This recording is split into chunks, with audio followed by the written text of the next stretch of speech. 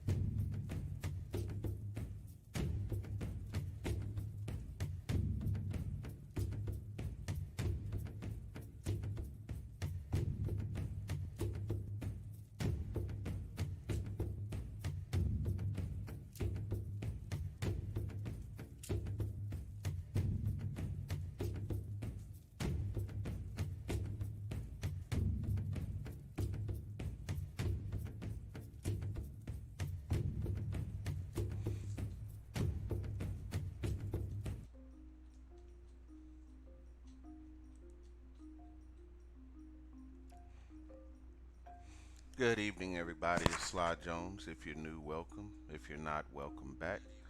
To all my loyal watchers and participants in the chat, I want to thank you so much for your support. Tonight, this is part 3 of our Black Consciousness series, and by request, uh, and since it seems to keep coming up in my personal life, we're going to talk about what it means to be an empath, or empathic, or an empathetic person. We're going to talk about how you move through life with this gift. And I'm also going to break down the definition of an empath, the top 10 traits of an empath, and share my personal thoughts on what it's like to be an empathic black man. I also encourage you to share your experience and knowledge in the chat. Now, this conversation isn't just for empaths. You may be a person who deals with a hypersensitive person in your life and you're not sure how to deal with them. Or you may have a passion in your soul to love and cherish the people and the world around you, but never saw that invisible wall that was holding you back from your dreams and aspirations, or from having lasting, committed, loving relationships. It could be the simple fact that you're putting a wall between your mental and your physical and your spiritual self. Several things can make us turn off, tune out, and shut down our God-given abilities, especially our black and brown people.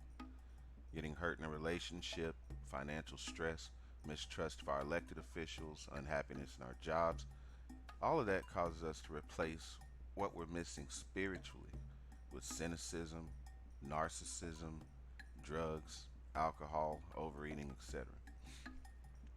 My goal tonight is to open our minds and our spirits and our chakras to get in touch with and to learn more about our deeper selves. Now, why do we do this? We do this so that we can generate that positive energy that helps us reach our fullest potential, so that we can be the leaders and the servants our communities need. Now, let me be clear on one thing. None of this runs counter to my one God belief. I do believe there is a Messiah.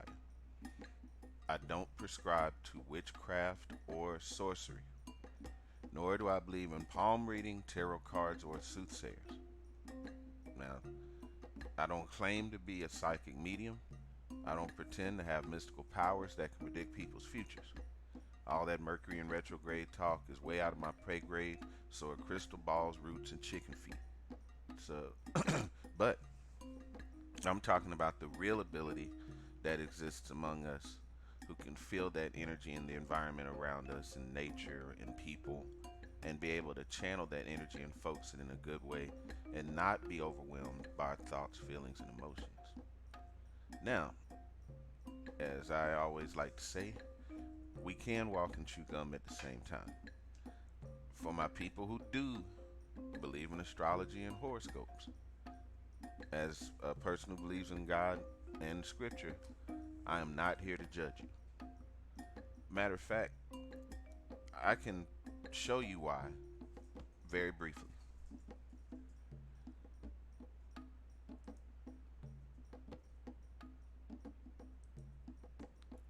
My astrological sign is Virgo.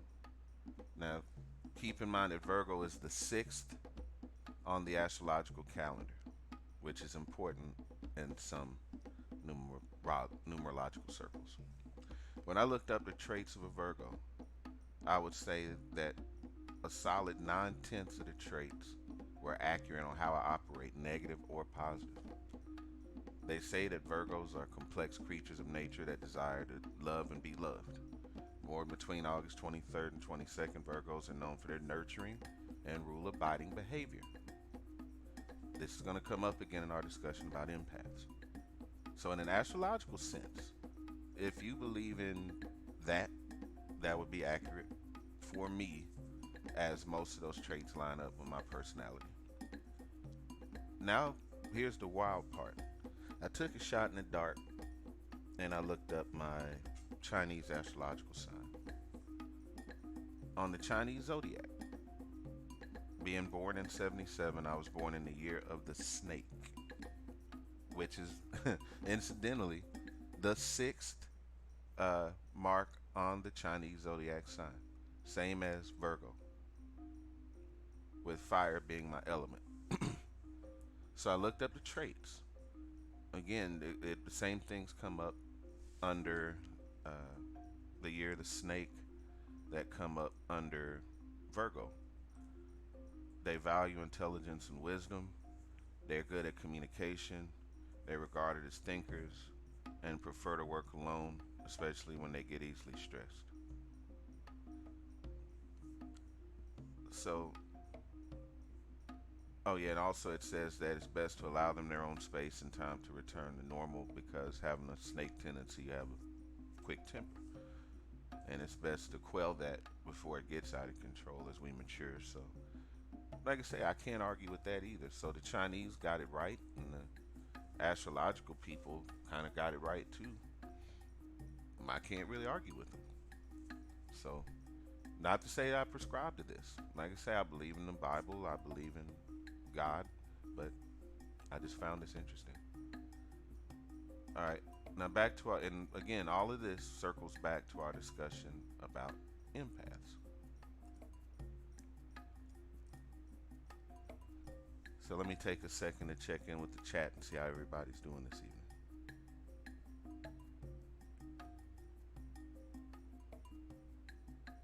Looks like we got Son of Ra and Callus in the chat tonight. Welcome, guys. It's good to see you.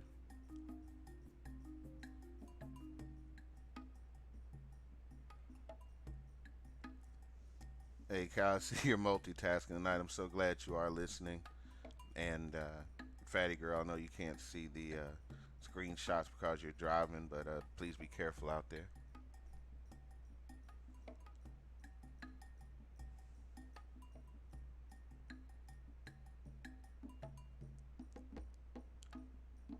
All right, so as I was saying, things in nature and the universe tend to line up in a divine way. Everything that I just mentioned about my Chinese astrological sign and my Chinese astrological sign come up in the discussion about empaths. So, to me, is it a coincidence or are there bigger forces at work? Because it's come up in conversation recently, and I got a request from one of my newest subs, Sunny Jones. I want to give a shout out to her and her husband Curtis and thank them so much for their support. She gave me that final push to go ahead and make this a topic. So, whatever knowledge and wisdom that you have about it, I want you to talk about it. Because I believe there are bigger forces at work that bring us together, this positive energy that we can generate to do big things. So, right now, what I want you to do is just kick back, relax, open your mind, and listen to this breakdown of the definition of what an empath is. With permission from Lunar Wisdom's YouTube channel, I want you to listen while she breaks down what an empath is.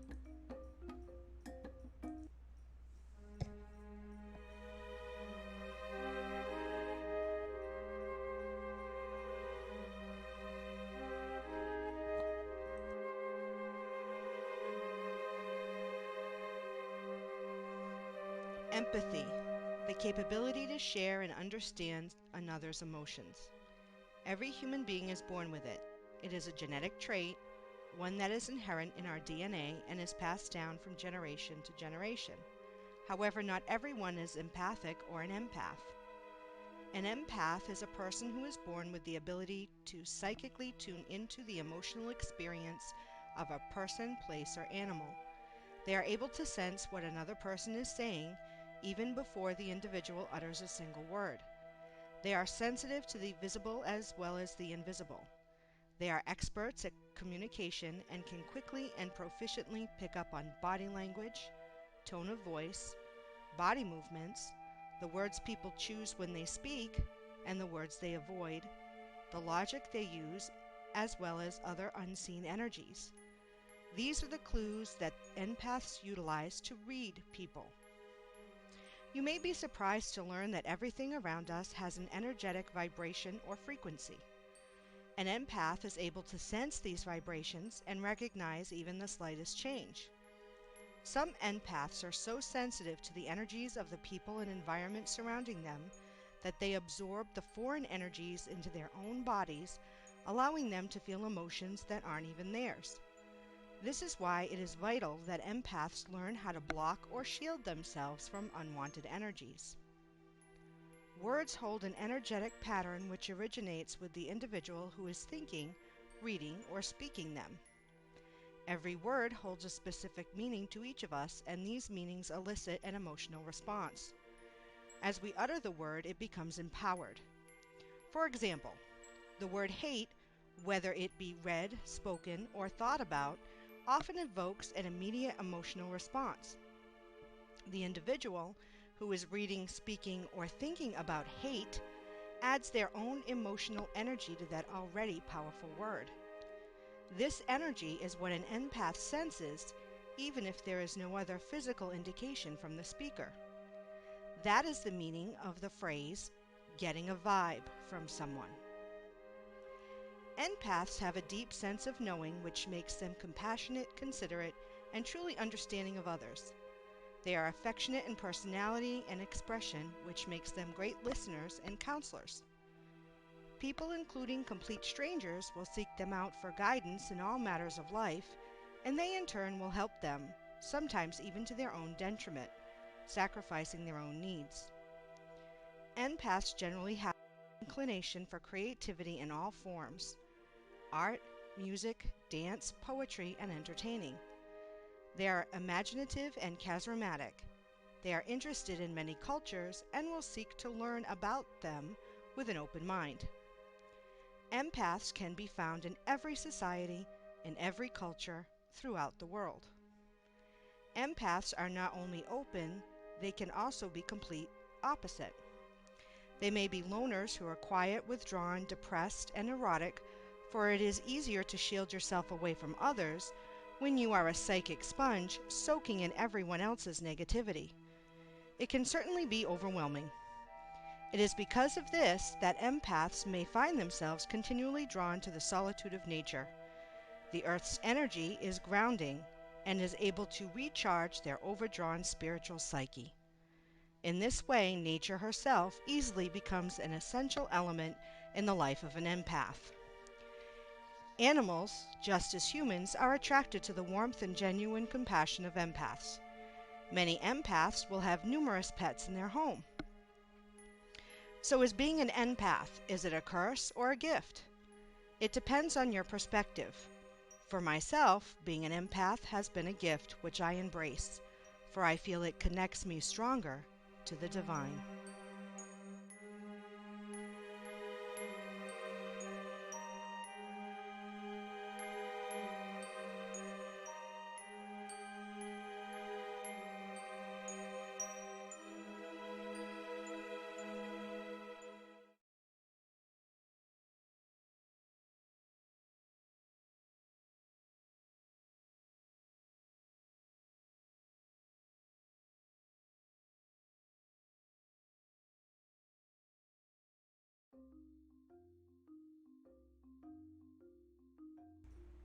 All right, the last question that Dr. Orloff, and let's give all credit to Dr. Orloff and to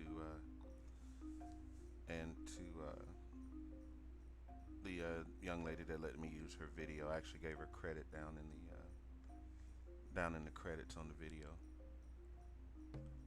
She asked the question: has being an empath been a blessing or a curse? And I want you guys to talk about that in the chat before I move to the next topic.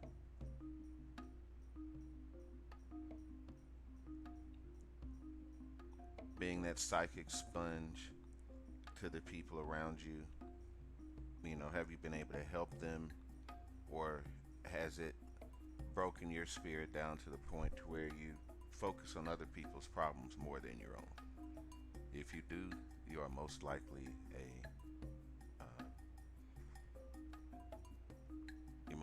an empathic soul.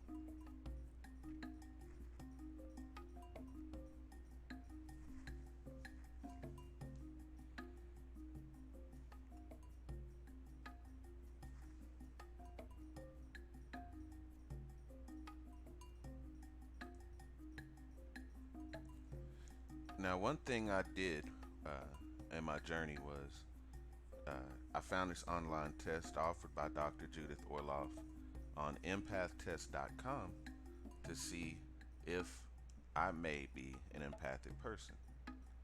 Now, I realize this science may not be 100% vetted, but everything I looked up on the topic rounded up to everything that she was saying. So, like I said, I won't throw it out. Here's the results of my personal empath test, and if anyone did get a chance to take the empath test, please share what scores you got, and tell us a little bit about where you stand. There are no right answers. Nobody stands in judgment of anyone here. We're all free to be who we are and speak our minds. And if you think it's all baloney and it doesn't apply to you, please tell me in the chat as well.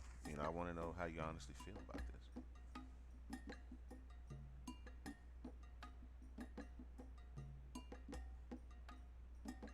All right. Here are my empath test results, according to Dr. Orloff. The score I got, in case it's too small to read, the title I received was the Atlas Empath Planetary Healer. I scored a 66 out of 80, 9 out of 10 for healer score. Protection score was 18 out of 25. My ability to mirror unconsciously was 13 out of 15. And my appreciation for nature was 10 out of 10. Overall, they consider those scores extremely high, and I'm definitely an empath according to her. Going over some of the highlights: being highly intuitive. You can tell when people are lying, and you need to be around water to heal, which it will come up again.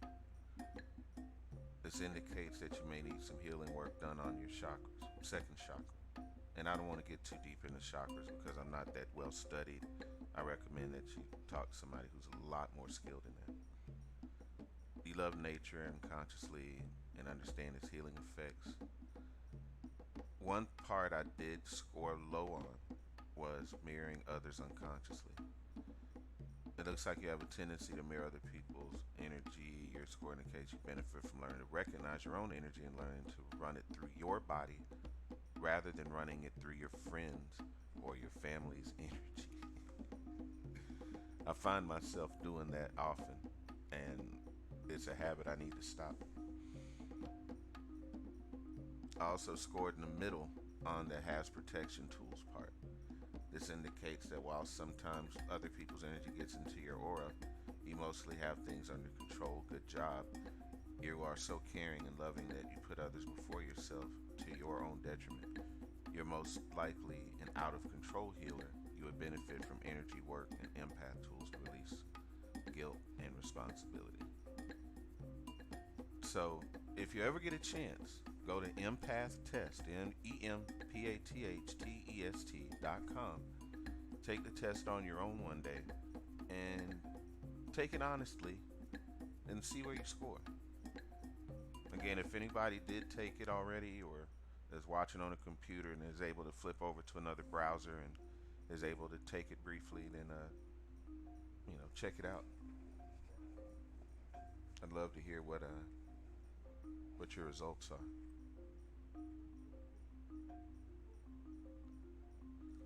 All right. Catching up on the chat, Sherry Moreno says, I don't think I'm an empath, but I don't know, but I do believe I'm connected and in love with one, and it is draining, okay, because I can see his pain and discomfort and him not even knowing why.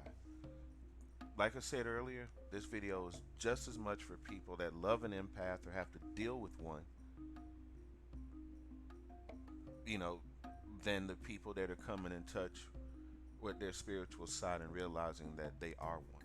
So this video is as much for him and as much for you, and it's therapy for all of us because I'm having to work it out myself. And that's going to come up in the conversation. We're going to work this out tonight, I promise. I'm glad you came. We're going to talk about it all. Okay.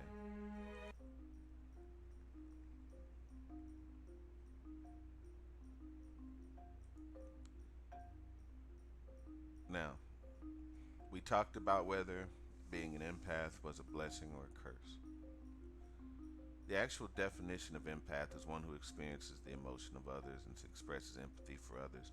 The action of understanding, being aware, being sensitive to, and vicariously experiencing the feelings, thoughts, and experience of another, of either the past or present, without having the feeling, thoughts, and experience fully communicated in an objective, explicit manner.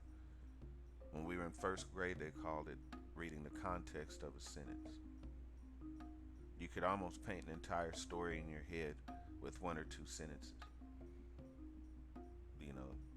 They say Jack and Jill went up a hill to fetch a pail of water. Well, you imagine what the hill looks like and what the pail looks like and what the well looks like in your own mind. You know, and being able to apply that skill to regular life, you can look at somebody's body language, make eye contact with them, and you don't have to have a lie detector test. Once you learn, you get that intuition. You can see when a person is bullshitting you, whether it's a car salesman or your ex-boyfriend. You know when somebody's feeding you a load of shit. Pardon my French.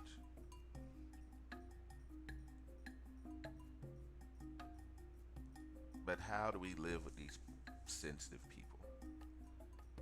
First off, let's really identify what an empath is. Let's break down the 10 traits of an empath. First one is empaths are highly sensitive. Empaths are naturally giving, spiritually open, and good listeners. If you want heart, empaths got it. Through thick and thin, they're there for you, world-class nurturers. But they can easily have their feelings hurt. Empaths are often told that they're too sensitive and need to toughen up. Now that's Dr. Orloff. Here's my take. You can see this in young children as soon as preschool. An empathetic child is willing to share their food and toys with another child. An empathetic child consoles and even will defend another child who's being bullied and will rarely be the bully. If they see another kid get sick from eating chalk, they'll get sick. If another kid cries, they cry. This tenderness and this kindness can be mistaken for weakness because empaths tend to wear their heart on their sleeve, which exposes their sensitivity. It leaves them open to be picked on because it's easy to press their buttons. That's one of the downsides to being an empath, especially being a male empath, and I'll talk about that in a little bit. Dr. Orloff, number 2 on her list, says empaths absorb other people's emotions. Empaths are highly attuned to other people's moods, good and bad. They feel everything, sometimes to an extreme. They take on negativity such as anger or anxiety, which is exhausting. If they're around peace and love, their bodies tend to take this on and flourish. I'm going to give you a good example of this, and like I say, this is therapy tonight. We're going to work out the issues. We're going to work out the kinks. Have you ever loved someone who was in a permanent state of fuck it? Fuck it about their body, their house, their car, and their conversation. Have you ever had to live with a person who never seems happy or satisfied? They're always bored, always depressed, stressed out about shit from 20 years ago that nobody's even thinking about anymore. Just take a second and think about how being around that person makes you feel. Now breathe out that negative energy. We don't want to think too hard about that. We're going to keep this on a high vibration tonight.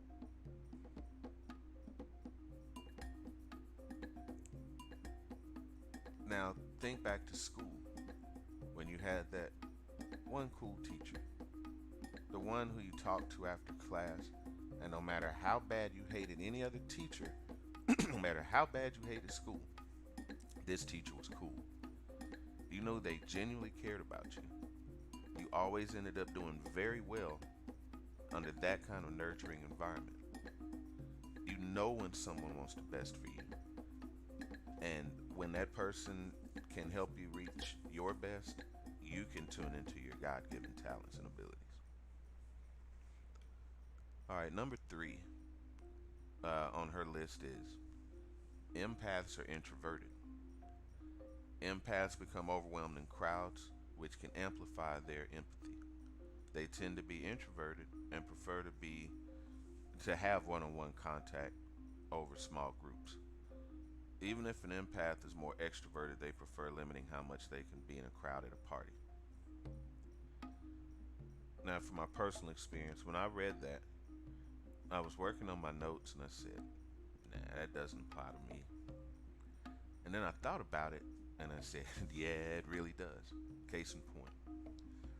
I pretty much entertained myself by myself, at home, or with a few very trusted people.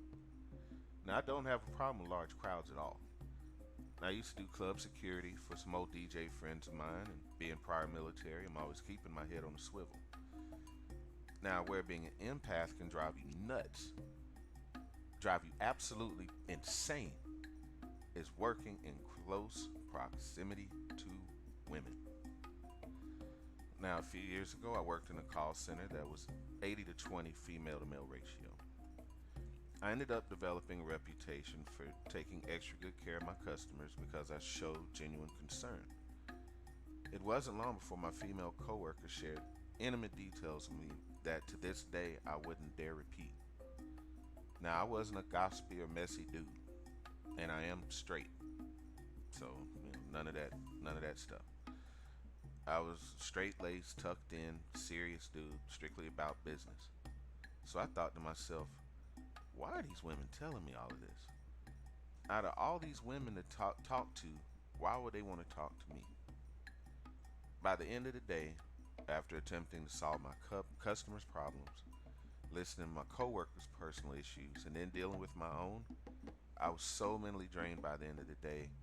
The only way I could find peace and comfort was somewhere by myself and eventually finding a place near water. Every time that I've had any crisis in my life, I either ended up at a creek, a pond, or by the ocean. And by the time I made it back home, I always felt better. I always had my situation resolved after I took the time and got close to nature and prayed on it. Alright, moving to number 4. Empaths are highly intuitive. Empaths experience the world through their intuition. It's important for them to develop their intuition and listen to their gut feeling about people. This will help empaths find positive relationships and avoid energy vampires. Now, as men, my fellas out here, how often do we hear the term women's intuition? Excuse me. Now, how often do we hear women kicking themselves in the ass for dating the wrong men? Now, in my personal experience, I always see empathic, quiet women with emotionally cut off caveman alpha males. And it was always strange to me because they seem mismatched, but they're not. Well, they are, but let me break it down. See, these are the same loud, hyper-masculine guys that played basketball and football in high school and relive their glory days whenever the boys come around to play Madden. You know, the type that ride motorcycles and ride in clubs and really love their frat brothers. They don't often show emotion. They don't often stick around to talk about their feelings. Meantime, you have the guy friend who listens to you, and anytime you ask anything from him, he does it from the heart. More often than not, that guy friend will forever remain in that eternal friend zone, and you end up dating one asshole right behind another. In my younger days, I didn't understand that, but now that I'm a bit older, I get it. An emotionally in tune woman does not want to deal with an overly emotional man. That's like dealing with another woman. In my humble, untrained opinion, by the way. But I can see how dealing with both extremes for an empathetic woman can be extremely exhausting. Being the one on the drained side of the conversation to Sherry in the conversation, in the chat, you might be the actual empath in the relationship after we get through discussing all of this. But there's a few more steps to this. Empaths need alone time. Doctor says, as super responders, being around people can drain an empath, so they periodically need alone time to recharge their batteries.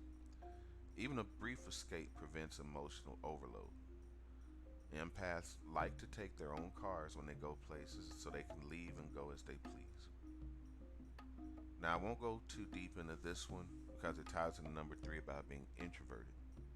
But Even the biggest superhero, Superman, needs his fortress of solitude. Someone's always gonna need saving, and even that nigga needs a break sometimes. Let that sink in for a second. All right, moving to number 6. The good doctor says empaths can be overwhelmed in intimate relationships. Now, I called out the fellas, ladies, please listen to this. Too much togetherness can be difficult for an empath, so they may avoid intimate relationships. Deep down, they're afraid of being engulfed and losing their identity. For empaths to be at ease in a relationship, the traditional paradigm for being a couple must be redefined. For strategies, Dr. Orloff says that you can see her article on relationship tips for sensitive people. Here's my humble opinion once again. It's a beautiful, beautiful feeling. Beautiful thing when you can tap into the love that an empathetic soul has to give. An empathic lover is an unselfish lover and have a deep well of love and passion to draw from. Just remember that anything worth having is worth working for. You have to be patient when you deal with a passionate, emotional individual. You're also dealing with a person that you can't bullshit or get one over on, because the moment your voice tone, conversation, or body language is a little bit off kilter, an empath will know it right away and know something isn't right. They key in like pit bulls, and they won't rest until they figure out what's really going on. So it's best, if you're dealing with an empathic person, to be strictly honest with them and give them their space when necessary, and you'll find out that life will be a little bit easier. Number 7. Empaths are targets for energy vampires. The good doctor says an empath's sensitivity makes them particularly easy marks for energy vampires whose fear or rage can sap their energy and peace of mind. Vampires do more than drain an empath's physical energy. They are the especially dangerous ones are narcissists, because they lack empathy and only think about themselves. They can make an empath believe they're unworthy and unlovable. Other vampires include the victim, the chronic talker, and the drama queen. Now, number 7 ties into number 2 for me, personally, where we talked about absorbing other people's emotions. Dr. Orloff calls these people energy vampires, which is an accurate statement. It can be that depressed family member, that anxious coworker, or that one guy that just doesn't know when to shut the fuck up, that can throw you off your square, because as much as you say, I don't care, as bad as you don't want to care, your mind as an empath is always working to solve that damn problem. On the subconscious level, you're working out their issues. You end up trying to look at things from their shoes while working out your own crap. At the end of the day, your muscles are sore even though you didn't do any exercise. Your head hurts and you don't know why. It's all that negative energy that you've taken in fighting its way out of your body. Like I say, I'm no expert, but I felt it myself. So, like I say, please share your experiences in the chat. Number 8. Empaths become replenished by nature. The business of everyday life can be too much for an empath. The natural world nourishes and restores them. It helps them to release their burdens, and they take refuge in the presence of green wild things, the ocean, and other bodies of water. Now here's my story on that. I was at an impasse at one of my jobs. I was a leader and had a lot of stress on me. I was running 2 teams at once and had a lot thrown at me, as well as being one of the only black males in a dominantly female environment where I was accelerated to leadership over a few people that felt like they were more deserving. and they let me know it. They try to make my life a living hell every day I walked into that place. So I made the decision that I've got to do better for myself. I said I walked with the Lord before I was here, and I'm going to have the Lord when I leave. So it took me to hop in my car and just drive. Didn't know where I was going to go, didn't know what I was going to do. I ended up in Florida, and I ended up at the beach. And it just so happened that that very night, there was a full moon. And from where I was on the beach, I could see this full moon rise over the ocean. Granted, it was cold outside. It was April, and it wasn't warm yet. I didn't care. I felt that cold air that night. I saw the ocean, smelled that sea air, and automatically it was like my body started to recharge itself. I started to pray, and I poured my heart out to God that night. And by the time I made it home, I felt like a new person. Like I reconnected with myself. Like I got my power back. Not just my physical power, but my mental, my emotional, my spiritual. I can't explain it. I know, God moves in mysterious ways. Yes, He does. But He moved me there for that reason. Just like we're all brought together tonight. Everything happens. Some people call it destiny. Some people call it chance. But everything happens for a reason.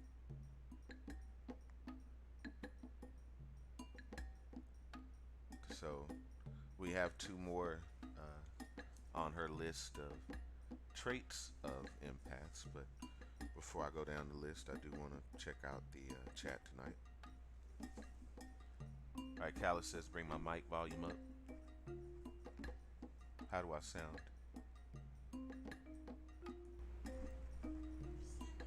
Sound better?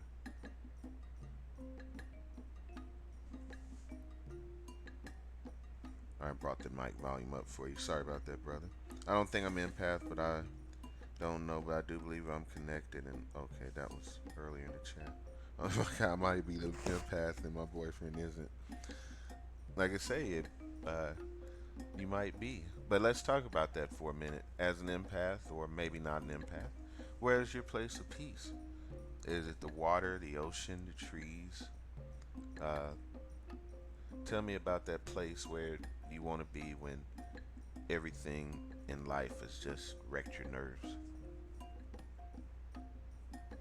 Again, part of this is working out our issues and talking about them, finding out a little bit more about ourselves. I have to be really honest with you. I learned a lot about myself on this spiritual journey ever since I started the Black Consciousness thing. There's a lot of information that I've looked up that I don't share. Like I said, I don't want to bring up anything that I'm not too well versed in or can't talk about. But my eyes have been open to so many things, and I've learned a lot about myself. And in doing so, it instills a sense of confidence in this world where everything feels like chaos. And our elected officials, everything in the news is Trump this and R. Kelly that, and this back and forth, this us versus them. And anybody that follows me on Twitter knows I'm down for the get down as far as that goes. But you know what? I don't really exert any energy when I argue with people on Twitter at all. So anybody that follows me on Twitter shouldn't take that with a grain of salt. Yeah. But I do like to keep my sword sharp, and I don't mind going back and forth with somebody if they're funny or witty. It can be fun, but if they're an activist without a cause, it can be kind of draining.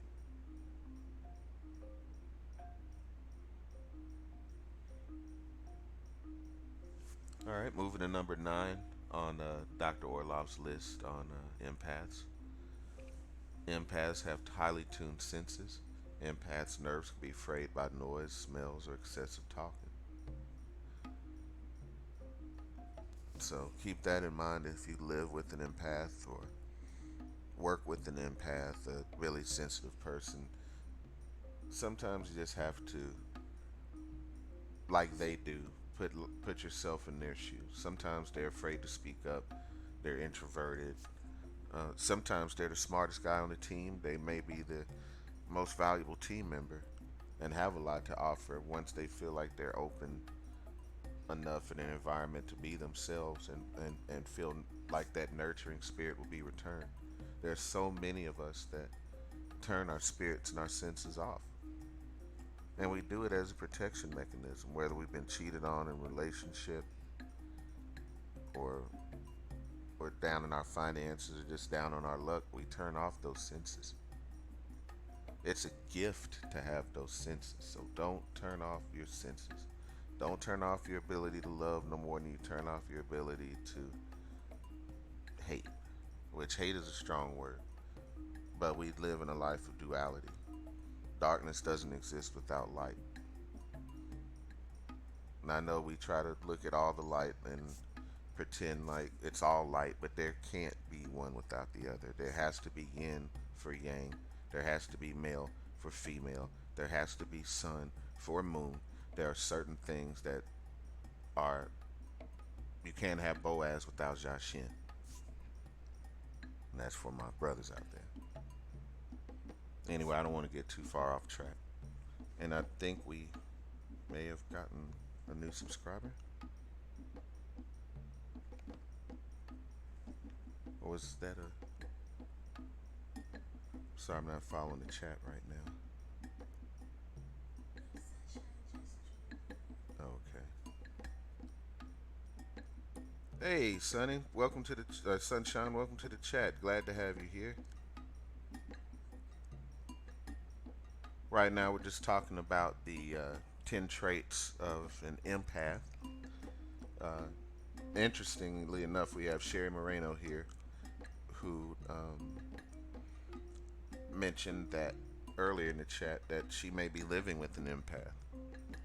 You know, living with a maybe overly sensitive person and can't tap into that one thing that's bothering them or get them to openly communicate. So hopefully by the end of this discussion tonight, we can unlock some of those things and learn more about what it's like to live with that kind of person, or find out if we actually inherit these traits ourselves. All right, number 10 on the list is empaths have a huge heart, but sometimes give too much. Empaths are big-hearted people, and they try to relieve the pain of others. A homeless person holding a cardboard sign saying "I'm hungry" at a busy intersection, a hurt child, a distraught friend. It's natural to want to help them out and reach out to them and ease their pain, but empaths don't stop there. Instead, they take it on. Suddenly, they're the one feeling drained or upset when they felt fine before. So sometimes we laugh at the neighborhood cat lady. We laugh at the old man feeding the pigeons at the park. It's not so much that they're feeding the animals so that the animals come around them. An empathic spirit is going to attract other empathic souls. That good vibration is the difference between an animal approaching you to bite you or an animal approaching you to show love. How we vibrate, how we react, all of that is extremely important in how we move in life, and how in last week's discussion we talked about black consciousness and practical application, how we practically apply what we learn from each other. So tell me a little bit tonight about what you learned about empaths, whether you think you're one or not, and whether you think you're living with one or not, and what it's like, and some of the good sides and bad sides about it.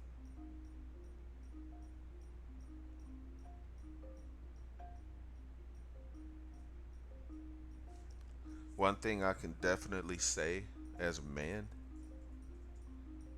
that we're always taught to bury our feelings, suck it up and drive on.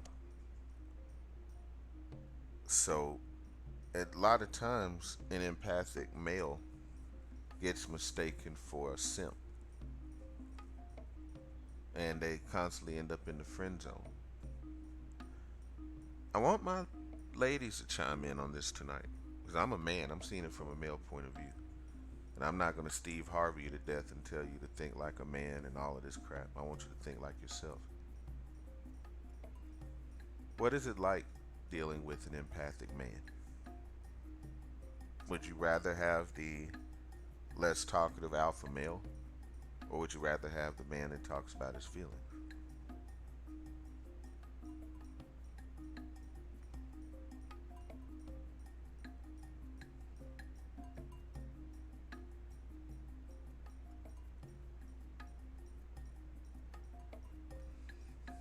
I think we may all have that alpha male uncle, a brother, a cousin, a really loud guy, drinks hard, and always first one at the spades table. Fun guy to be around, but try having a regular conversation.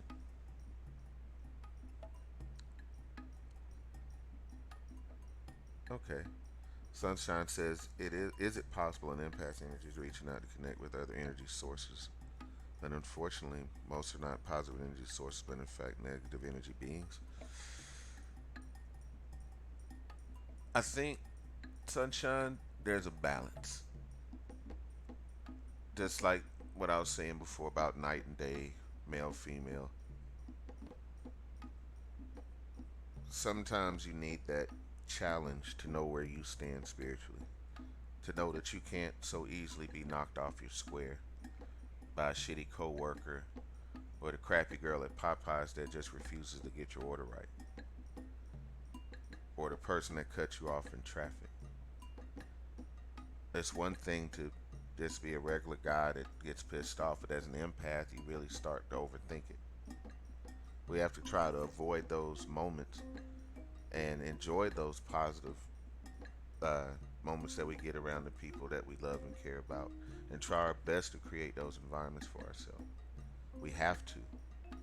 Being around negative people, we absorb it like a sponge, and then we start to act like they act, walk like they walk, shoulders slumped, head down, almost like you're a defeated person, when you should walk with your head held high and your shoulders back and be proud of who you are.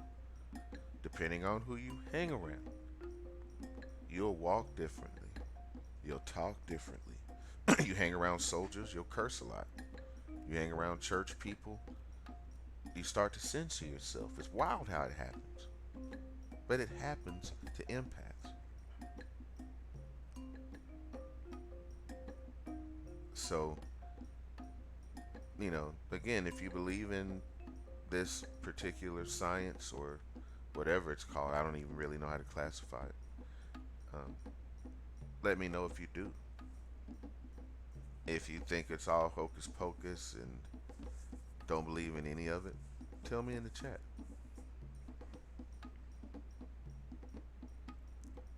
All right, let's see. I'm checking the chat right now. Okay, so is it possible to have all the traits of an empath but don't cross the line where one doesn't harbor other emotions? Yes. According to what I read, they are introverted and extroverted uh, empaths.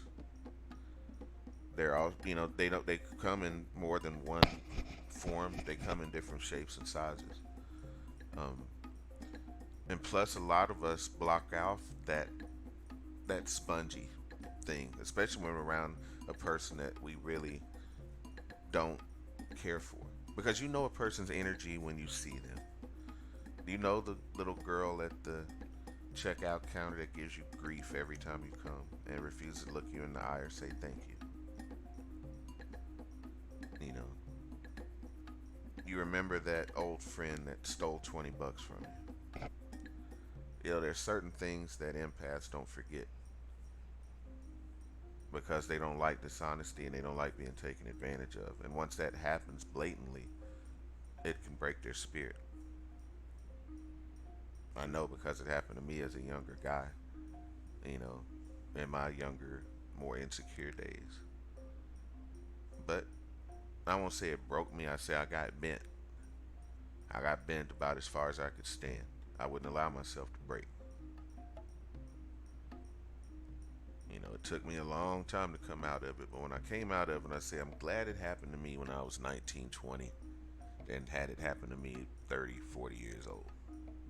Or I'd be a lost ball then. So, try to learn from our past and our experiences.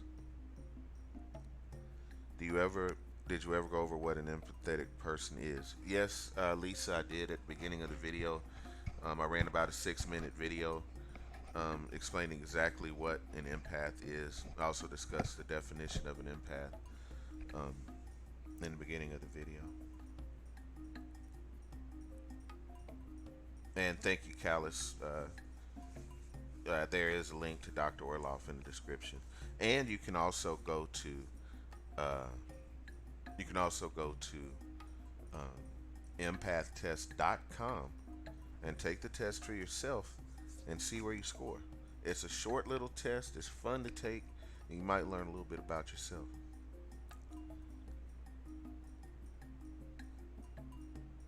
All right, and Yvonne McFarland, welcome to the chat, says that she prefers a man who talks about his feelings.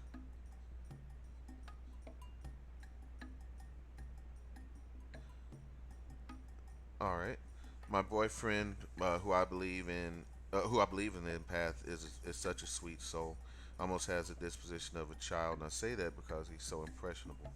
It gets frustrating for me because he doesn't like how most, oh, I'm sorry, how to understand himself, but always seems distraught, and he harbors so much negative energy that directly affects his physical health. But all emotion he hasn't uh, isn't so much self-inflicted. I understand. He's got to learn how to find that place of peace. But you also, knowing that he may have those traits, have to give him his space, but don't break his trust, if that's possible, unless you live under the same roof.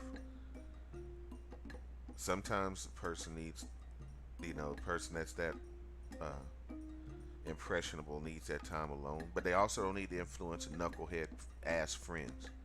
Because if his friends are knuckleheads and he's that spongy, he absorbs that energy that easily, that negative energy that easily, then that's not good. It might be the environment he's in or the people he hangs around. But you can also be that peace and that balance that he needs. Some people say, let's talk about it. Sometimes it's best not to. After a person gets through stewing in their own juices, they'll be well done enough to talk about it once they're done.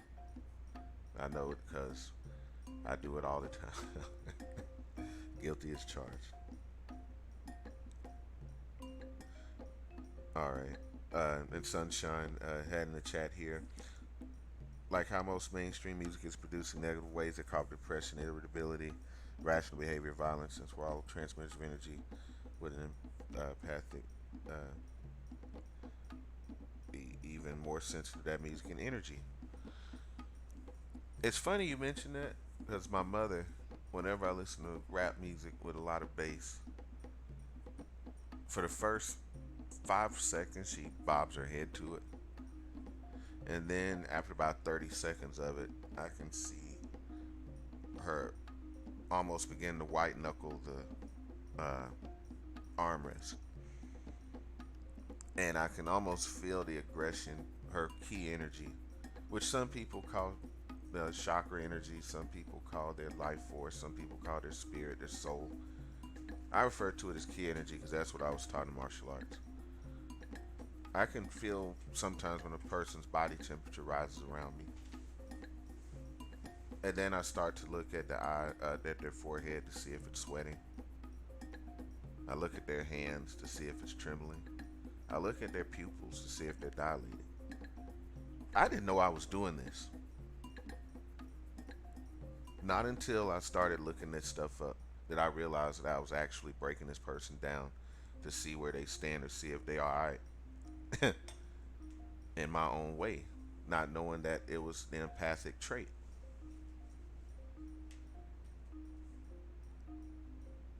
So, like I say, it's amazing what you learn when you go on this journey.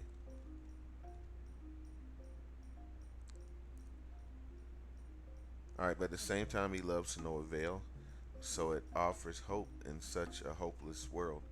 He is open and loves to talk, but gets caught up in his thoughts. That is the trait of an empath. That we're always thinking of problem solving, but you have to only focus on the here and now. It's almost like Jedi training. You can't focus on the future so much because you have to focus on now to make what happens in the future possible. This money you save now is the money you'll have in the future. You can't spend it now and say I'll save it later. It's not how it works. It's not even logical.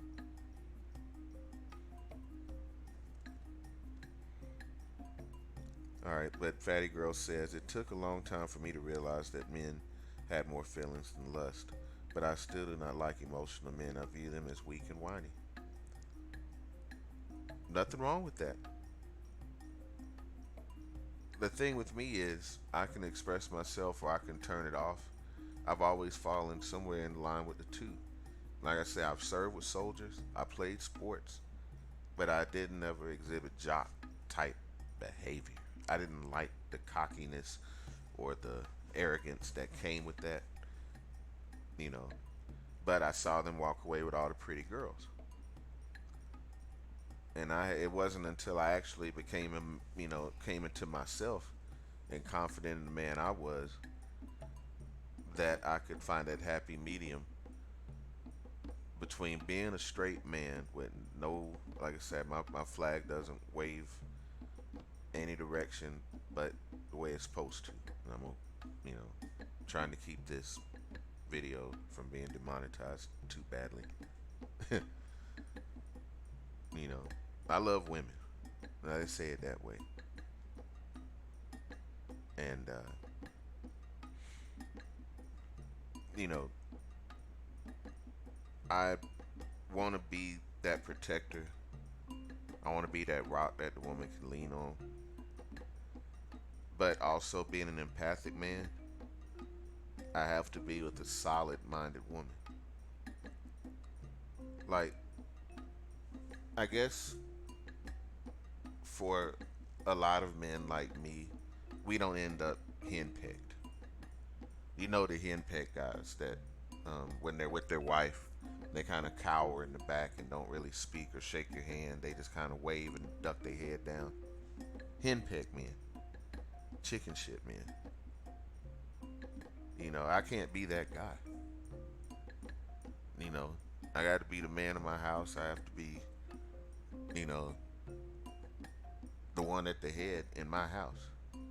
But I believe that a woman walks beside a man. I'm not going to make you walk in front of me and take the blows. I'm not going to make you walk behind me. I need you that when I say it's time to shoot, I don't need you to ask me who are you shooting at and why. I need you to reload. When I tell you get in the car and drive, I don't need you to ask me what's going on. I need you to get in the car and say, we got enough gas, let's go. Because that's part of my personality. I'm ride or die. I'm passionate about what I do. And I talk about it. But when the shit goes down, I need the person to be that's on my team to be ready in times of crisis and emergency. If we can go to $100 dinners, we can pool our resources to make sure that should there be an emergency, that we can take care of business. Put all the bullshit to the side.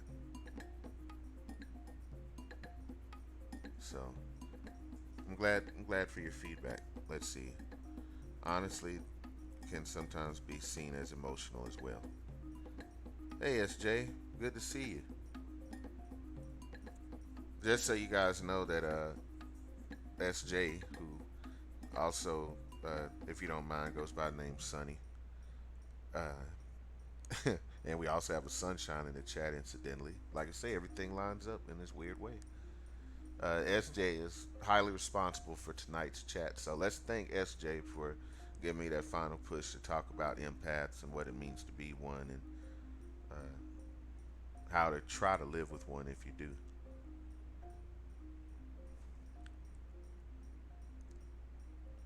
All right, Fatty Girl says, I'm an empath who's sensitive and gets taken advantage of.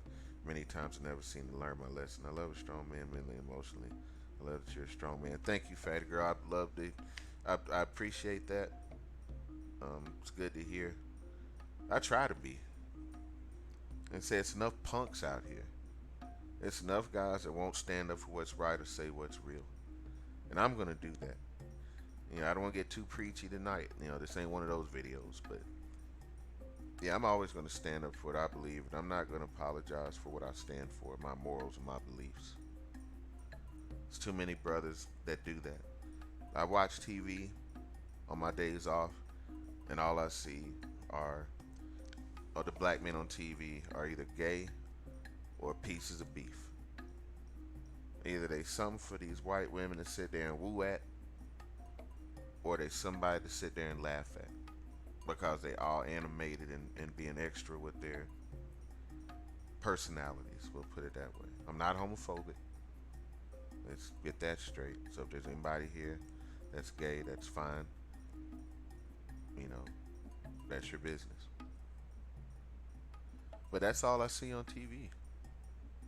So I want to be that island in the sea of this insanity that you can come to and hear real talk from a real nigga that's going to tell you the truth from the heart, and not some Hollywood guy that's sitting on millions and going to these freaky mansion parties and they're going to tell you how to live your life and how to run your relationships. I'm not here for that. I'm never going to tell you how to live or what you should do. I think that this is a forum where we all share and give input on how we feel to each other, and we all grow as one. You don't have to be rich to to roll with us here.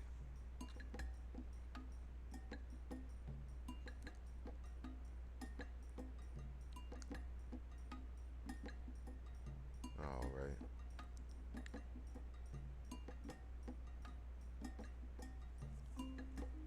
I'm sorry for anybody that came late into the chat, but we did cover some interesting things tonight. For anybody that's late to the chat, again, I don't do spooky, witchcraft, sorcery. But I did mention the horoscopes earlier and how they each lined up, the Chinese horoscope and the regular horoscope. My Virgo sign lined up with the number 6, and for those interested, and all the personality traits pretty much lined up as well.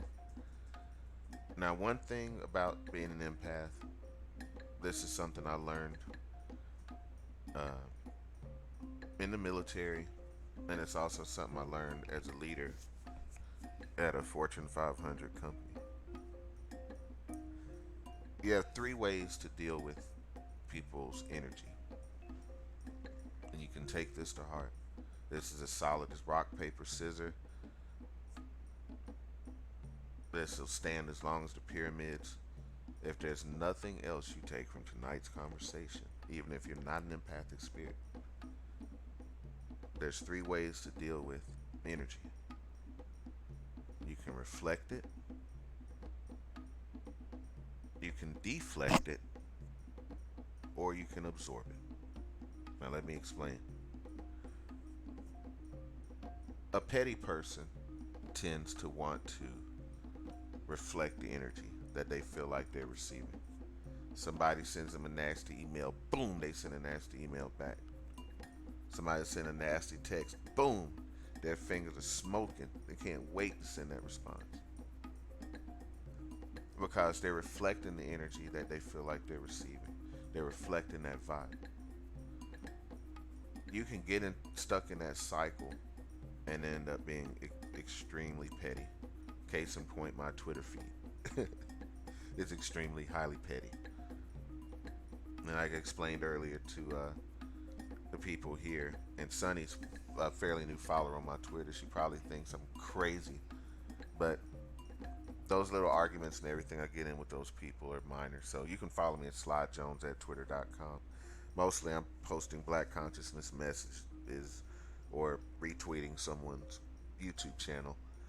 But I do have some back and forths with some of my favorite people on there, and we've been at this for months. So anybody that's here that follows me, don't pay that crap any attention. All right, then I mentioned deflection. They give you the energy, but just like Bruce Lee, you smack it away, smack it away. Every time they try to come with it, get away from it. That's a good trait to have when you're an empath, and it keeps you from absorbing all of that negative crap that negative people try to ward off on you. Or you can do what most of us do as empaths and absorb that negative energy. So that's reflect, deflect, absorb. We naturally absorb that energy from others because we want to be in their shoes. We want to see through their eyes to help them fix what's wrong with them.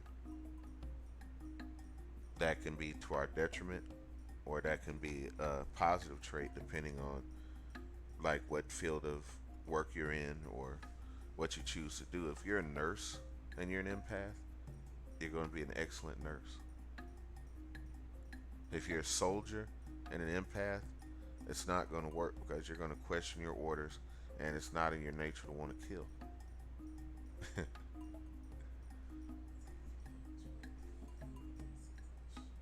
Hey, Sophia, I'm catching up on the chat here. Let me see. Fatty says, women only take the stronger role in absence of a strong, emotionally stable man. Question: can I depend on you to look out for us or just for you? I need you to hold on to me. Don't hold me up. Don't drop me. I think that men have shirked a lot of their responsibility to take on the manly role. Too often I see it on, like say on TV. I see men being emasculated, while the women are stronger, bigger, faster. Ronda Rousey, Captain Marvel, and creating this illusion that men are weaker, slower, not worthy of our place as kings. And the more the government, welfare, prison system gets involved, the less fathers there are in the home, the more these misguided, punkish boys are raised, and you have just another generation of misguided men. But there are diamonds in the rough, and there are gems among us, millions of us, that are strong, that love our kids, that want things to be better, but due to situations, whether it's divorce or out of wedlock kids, multiple out of wedlock kids, certain challenges that we face that the others don't, based on history, poverty, you name it. I can't even cover it all tonight about our situation as colored people. Let me be clear.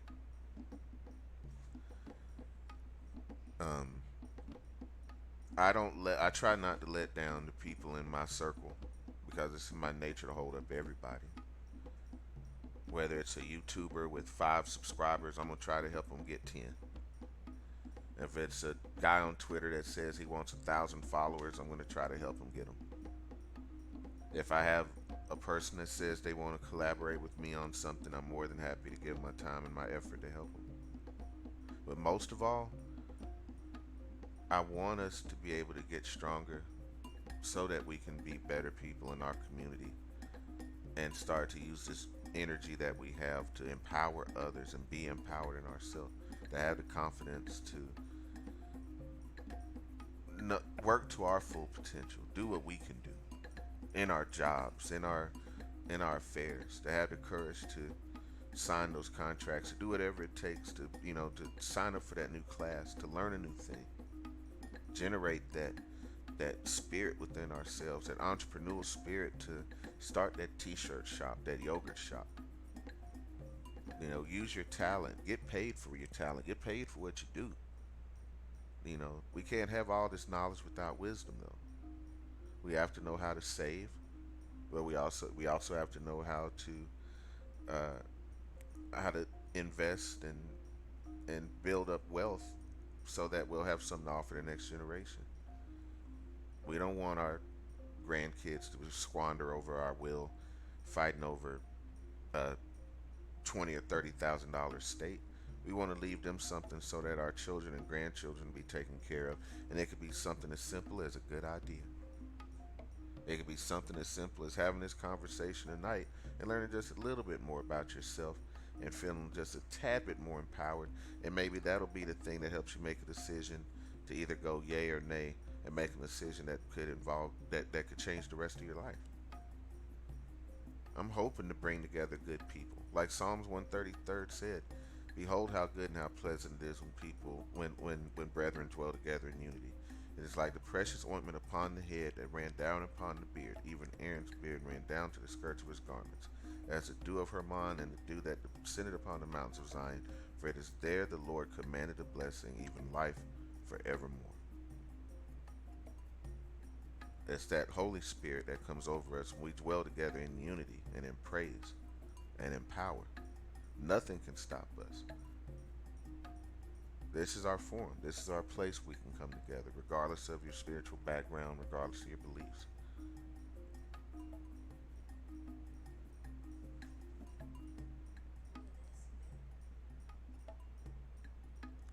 Let me see. Do you think electing an empathetic president will help the country? Or are there no empathetic politicians?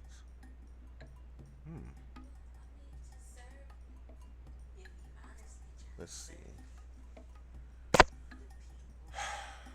I think that in leadership, sometimes you have to make the decisions that kill not only men.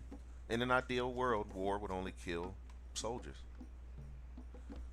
In the real world, when you drop a bomb, you're killing men, women, and the babies.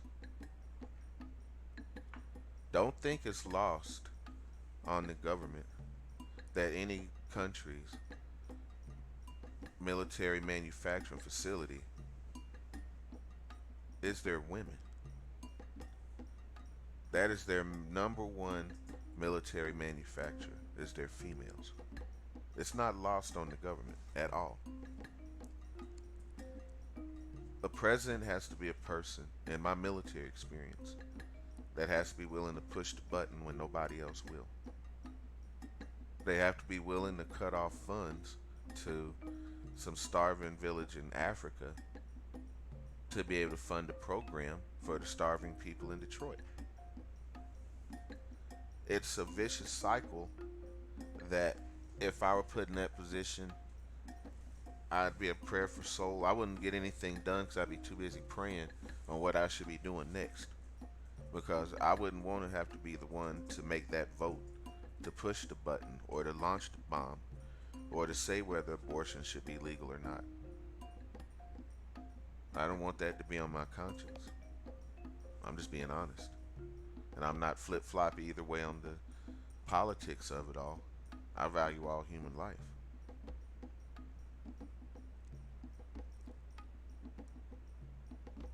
So to answer your question, no, I don't think the president can be an empathetic soul. I think they have to be willing to gut the fish.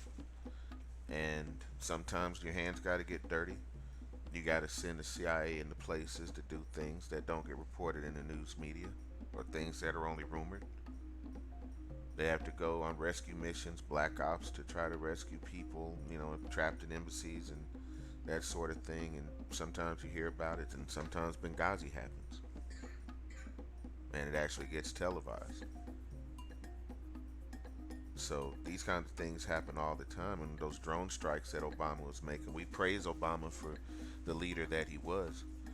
But when it came time to drop a bomb, he did not hesitate to push the button. And it was more than Al-Qaeda killers and more than just terrorists that were that had to die. Being an empath is one of the hardest things I've ever confronted in my life. We're built to love everything, and we're built to love God very strongly. It's hard for us to do evil or to be on the dark side. Well, SJ, um, I see the duality of it. I I tend to be in touch with my dark side because for me it's like a pressure valve that gets released from time to time just to keep it from swelling up. Because, like we're told in scripture, God knows our thoughts. He knows when we're thinking good, He knows when we're thinking bad. So I have to trust in the Lord that He's going to know what's best for me, and I put my trust and will in His hands, knowing that I live in a world of sin, knowing that I may be influenced to say or do wrong, knowing I may be influenced to tell a lie or to do something wrong. So I have to resist that temptation just like everybody else. But being an empath, uh, you feel so guilty when you do it. When you put that wrong in the universe, you're sitting there feeling guilty, which is one of the things it told me in my empath test, is learning how to get rid of guilt. Because if you've done wrong or you say something dishonest, all you're waiting on is that for it to boomerang right back to you. And by the time you worry about it, you've worried yourself to death because of something you put in the karma, something that you put in the atmosphere. So the way I see it, the less I do that, the less I have to worry about coming back to haunt me. But we have to learn to deflect and balance out. I'm hearing some of my chakras, different things I'm reading about. It's hard to handle the aftermath and the blows that come from evil. That's true. Now, deflection is the key. It's okay to absorb a little bit, and sometimes you want to reflect, but being able to deflect and move on is hard on the ego, it's hard on the conscious, it's hard on that part of us that wants to solve the problem. Even with our worst enemy, we're always thinking, well, what can I say? What can I do to break the ice? If there's this one thing that I can say to make the situation better, what is it? And as empaths, we're always doing that. And we worry ourselves to death over it because we're problem solvers by nature. We want to solve the problem. But we have to learn how to quell that. Now, you mentioned chakras, and there are 7 specifically. But again, I don't want to go into them because I'm not that well versed in it. But I'll definitely keep studying on it, and hopefully, as we continue to do this, SJ, we can share or pool our knowledge on the study of chakras and how to use that energy flow in the real world, because I believe in spiritual energy. When our souls leave our body, those people down in the graves, they don't have that. We still have it. Each one of ours is different. Animals have it. Wildest thing I saw, and I want you guys to, after you watch this video, please, I want you to YouTube goose feeds fish. Goose feeds fish. And you'll find videos of fish, of geese, birds, actually feeding fish. The empathetic spirit just doesn't exist in people. You can see it in babies. You can see it in toddlers. You see it in old people. There are some people that to their grave are trying to hold on to their estates and who's going to get what, and go to the grave clutching their pearls and clutching their rings and, oh, you ain't going to take my stuff. And then you have the person that gives all their fortune to the Shriners Hospital and to their dog. The empathic spirit exists from birth to death, and it exists in animals, it exists in dogs, cats, birds, and they are attracted to empathetic spirits, and empaths are attracted to each other. Doesn't always make for great relationships, but it always makes for good company and high-spirited fun, open people who can be open in an environment where they feel safe.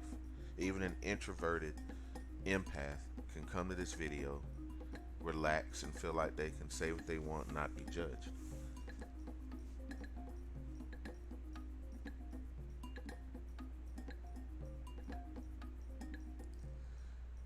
All right, examples of deflection, fatty girl, are when you. I've used her. A poor little girl. I use her for the third time. The girl at the checkout counter who never smiles, never looks you in the eye, snatches your money, and just kind of treats you like crap every time you come. The other girls smile, say, "Hey, welcome to such and such. Anything I can help you with?" Great customer service, friendly, but you just got that one bad egg, that bad apple. You can choose to let that person ruin your day, or you can deflect that bad energy without ever saying a word. Your body language, your eye contact, your shoulders, your body can tell that person exactly how you feel without absorbing any more of their negative energy than you have to. You already feel it when you walk in the room. You already feel it when you see them. You could see that person anywhere else, and you'll say, "That's that little inch from the store." Learning the power to deflect means that person won't even bother you. Or you say you work with an ex, and you see that person from time to time, and they bug you in the break room, and still want to see if you love them or not, or you know how it goes when there's a lot of feelings when you break up with somebody, and then you got to see that person. You can let that person pick on you and play with your feelings, or you can deflect that energy, and sometimes you just have to ignore them. But you never want to let them know that they got under your skin, because as an empath, your feelings, your heart is on your sleeve. You wear your feelings on your shoulder. And they know that, and if they can pick and get a reaction, and pick and get a reaction, and pick and get a reaction, that's that energy vampire draining your energy again. I've learned it's best to deflect that energy and not absorb it or not take it in, and don't try to return it. It's best to kind of just suck it, just move on. Just suck it up and move on. The only thing that'll keep you there is ego.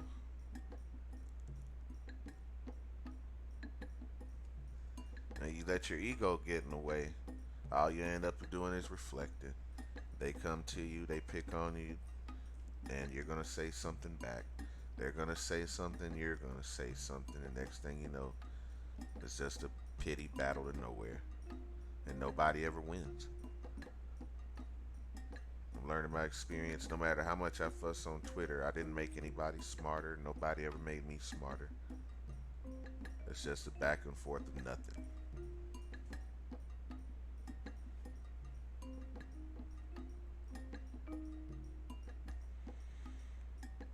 Yeah, we had some very good topics in the chat tonight. I'm really glad we did. And I'm glad we have some new faces here. Fatty Girl, I hope you stick around and subscribe. I love that you took part in the chat tonight. Sunshine, thank you so much. Zelfia, sorry I missed you, Zelfia. I didn't, I'm scrolling back up in the chat now. Welcome, welcome. This was a fun conversation tonight. If you didn't get a chance to see the beginning, I try to make it as educational as possible. Alright, SA says, my husband thinks I'm a nut because of the way I communicate with the animals in my home. But as I told him, I said I have more than just souls. Most empaths are animal empaths as well. Hey, soldier of God, I see you here. Glad to have you here. I have two Shih Tzus, Domino and Yahtzee. I'm a gamer, so I named them after games. Those are my babies. And they have totally different personalities. You know, one is younger, the male, and the female is older. But the female is my empath. She's the one that will see another stray dog a block away, take off running full speed. I'm wondering, what in the is wrong with you? And she's running up to greet another dog or a person or whatever. My male doesn't do that. My female is also in tune with my spirit, if I'm sitting here and I'm watching a ball game or playing a video game, or somebody comes over and we have a heated discussion, she tunes in. She's sitting there staring, watching everything, my female dog. And if I get too animated, she comes in my lap. She comes to check on me.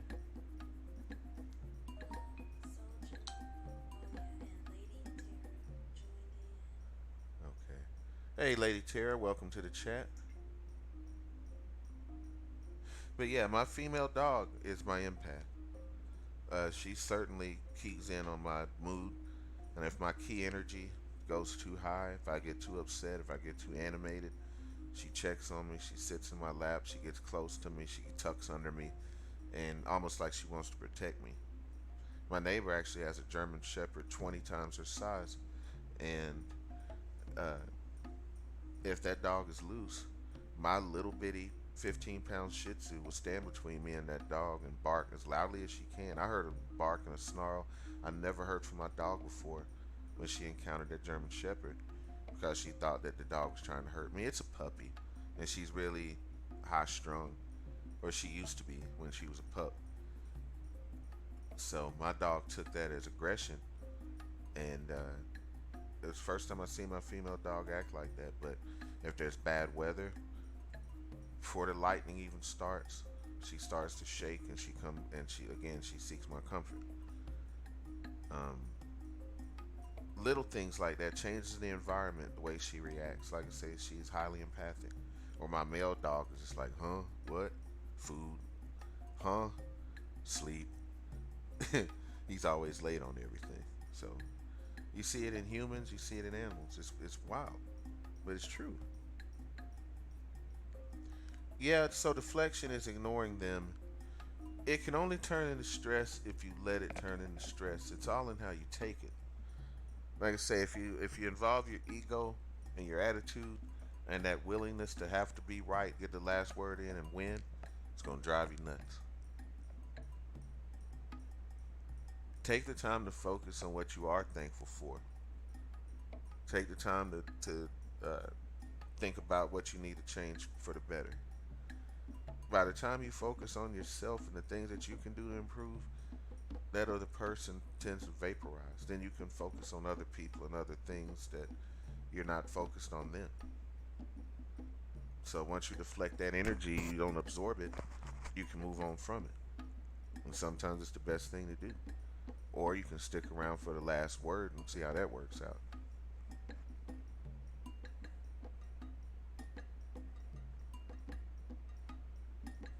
The way I relieve stress is just say what I need to say, like the song says. Once I do that, you know, let it marinate for a minute, and once it's said, it's said. Once it's done, and I'm not gonna go back and dwell on it. By doing that, all I'm doing is recycling bad energy, and that's not ever good. It just keeps you in a perpetual state of ugh.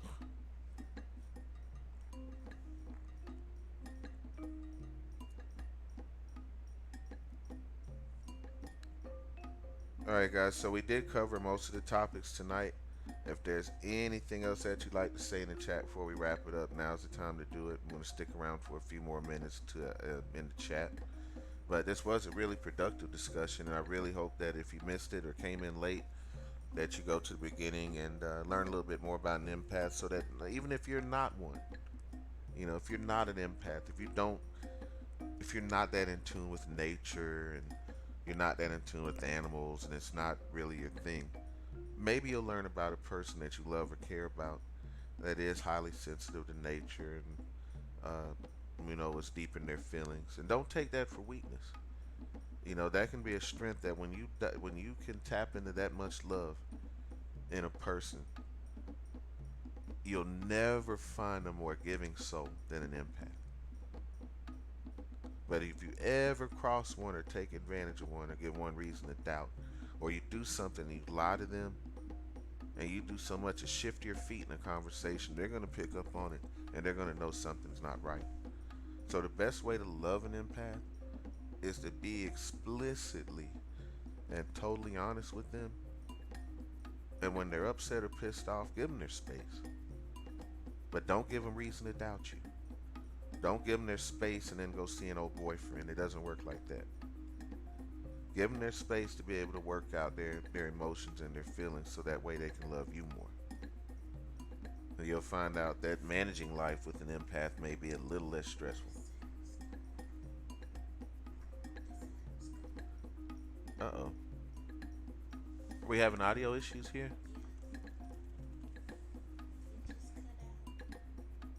Huh.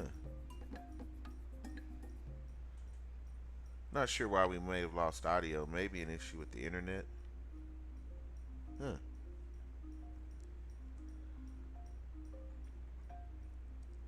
Okay, Callis says we're good. Well, thank you, Sunshine. I'm so glad that you did come by tonight. And I do try to keep a positive vibration here for everybody to share and take part in the chat.